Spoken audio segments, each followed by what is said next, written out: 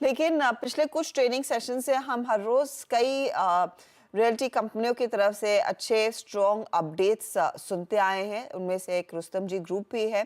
हमारे साथ बामन ईरानी जुड़ रहे हैं। इनफैक्ट रुस्तम जी ग्रुप की तरफ से एक सुबह में अपडेट ये भी आया है कि इन्होंने कसारा में एक प्लॉटेड डेवलपमेंट शुरू की है। 500 प्लॉट्स अलग अलग साइजेस में 1.5 मिलियन स्क्वायर फीट वाले ये बेचेंगे।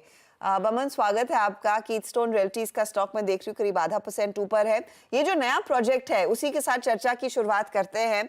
क्या इस तरह के प्लॉट्स मुंबई के आउटस्कर्ट्स में उनकी डिमांड खासी बढ़ने लगी है? हर्षिता जी, पहले तो thank you for having me on the show. मैं आपसे ये कहना चाहता हूँ कि as a real estate company हमारी फोकस रही है एमएमआर में, और हम एमएमआर में ही रहना चाहते हैं rather than going across the country. तो हमने विचार किया एमएमआर की जितनी नीड्स है, whether it is residential good apartments या इवन प्लॉटेड डेवलपमेंट्स, जो मैं देख रहा हूँ काफी जोर से लोगों की एक रिक्वायरमेंट रही है to have some part of mother earth. तो हमने ये प्लॉटेड डेवलपमेंट का एक नया आर्म चालू किया है, और पहला प्लॉट जो है वो हम कसारा में कर रहे हैं। करीबन 88 एकर्स की एक्विजिशन की है, और इसमें हमने सारे पेमेंट्स जो है वो बैक एंडेड किए हैं, जो हमारी इन्वेस्टमेंट पॉलिसी के हिसाब से रहेंगे।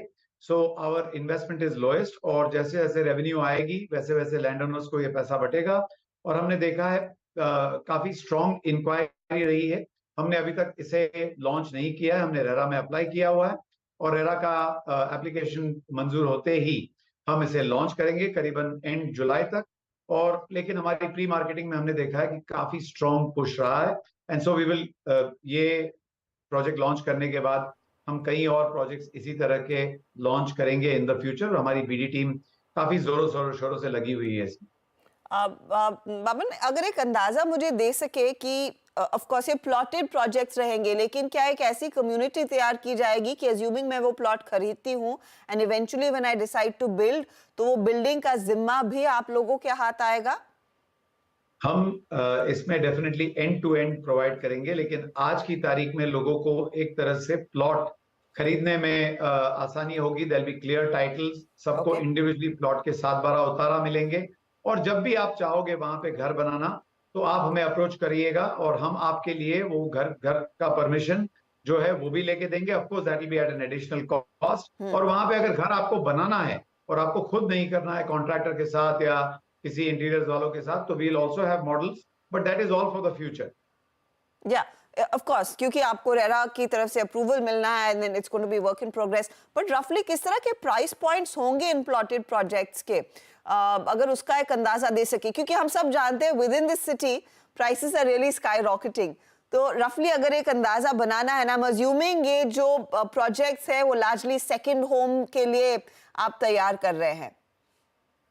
अर्षदा जी, यू आर राइट। एमएमआर की जो बाउंड्रीज है वो बढ़ते जा रही है, और आप जानते होंगे तो एक जमाने में जुहू, जो आज की तारीख में इतना प्राइम लोकेशन है, वो भी एक जमाने में सेकंड होम हुआ करता था। मैं बैंगलोर का डेवलपमेंट जब भी देखता हूं तो जितनी आउटस्कर्ट्स पे डेवलपमेंट्स हुई थी तब प्लॉटेड डेवलपमेंट के जरिए, वो आज सबके फर्स्ट होम्स हो गए हैं। इंफ्रास्ट्रक्चर की ग्रोथ इतनी जोरदार हुई है, जिससे आज की तारीख में कसारा पहुंचने में करीबन आपको 1.5 से पौने 2 घंटे लगे, but in time to come ये जर्नी आपकी एटलीस्ट अप टू थाना जो है वो करीबन 45 मिनट में पूरी हो जाएगी, एंड दैट इज समथिंग जो हम समझते हैं कि लोग ट्रैवल करने में तैयार रहते हैं। दूसरा, वहां पे हम देख रहे हैं कि इवन द रेलवे स्टेशन का जो डेवलपमेंट हो रहा है वो काफी जोरदार है, और जैसे मैंने आपके शो पे पहले भी कहा है, रुस्तम जी वहीं वहीं जाती है जहां जहां इंफ्रास्ट्रक्चर का जोर रहता है। मुंबई नागपुर की जो नई एक्सप्रेसवे बन रही है उससे भी एक्सेस आपको फ्यूचर में यहाँ के लिए मिलेगा।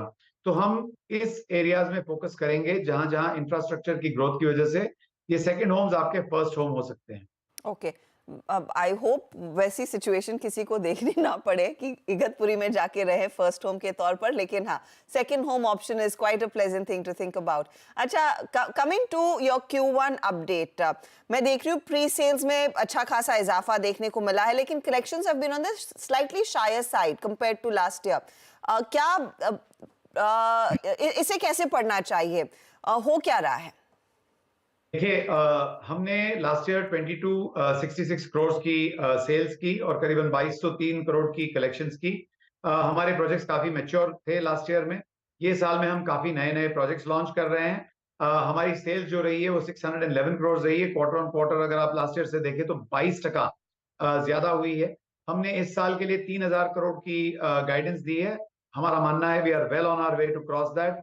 हमने 8 न्यू लॉन्चेस यानी 2 लॉन्चेस पर क्वार्टर की गाइडेंस दी है। फर्स्ट क्वार्टर में हमने ऑलरेडी अचीव कर दिया है और हमने करीबन 2000 करोड़ के प्रोजेक्ट्स लॉन्च कर दिए हैं ये ऑलरेडी फर्स्ट क्वार्टर में, और आगे चल के जो क्वार्टर्स आने वाले हैं उसमें भी हमारे लॉन्चेस एकदम तैयार हो रहे हैं। मेरा ये मानना है कि कलेक्शंस जो है वो only 10 crore less than the first quarter of last year रहा है। Okay. Like I explained, in the second, third, fourth quarter ये काफी ज्यादा हो जाएंगे। ये नए लॉन्चेस जो हुए हैं इसमें कलेक्शंस जो आएंगी दैट विल ऐड और bolster to our collections also. Keystone जो है हमने as you are aware 800 crore की QIP भी रेज की है, और इससे हमारी जो नेट डेट है वो ऑलमोस्ट जीरो हो गई है, नॉट ऑलमोस्ट जीरो हो गई है।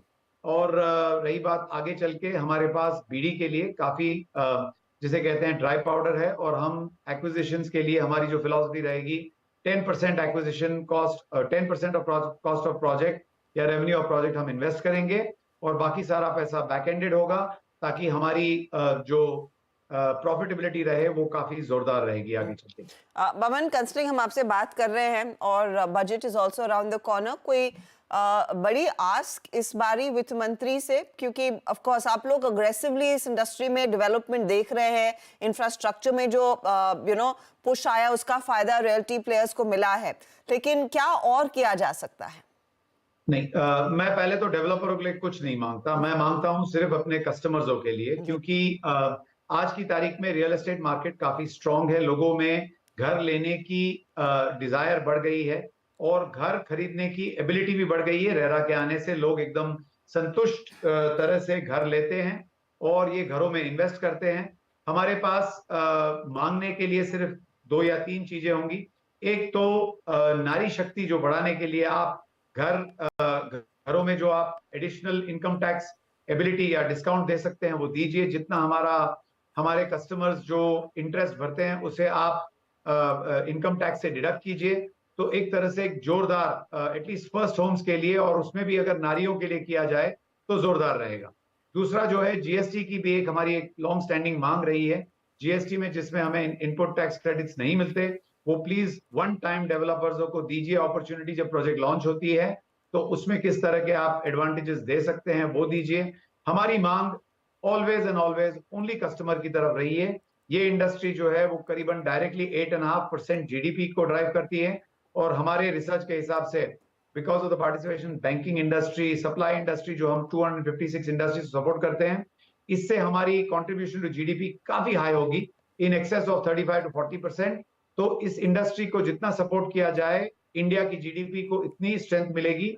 और मेरा ये मानना है सिटीज और डेवलप होने चाहिए, उसमें भी जितने आप शॉप्स दे पाओ, of course the state subject, land is always state subject, but centre से जितनी आप एडवांटेज दे सको प्लीज दीजिए। बहुत बहुत शुक्रिया हमारे लिए समय निकालने के लिए। It's always a pleasure speaking to you.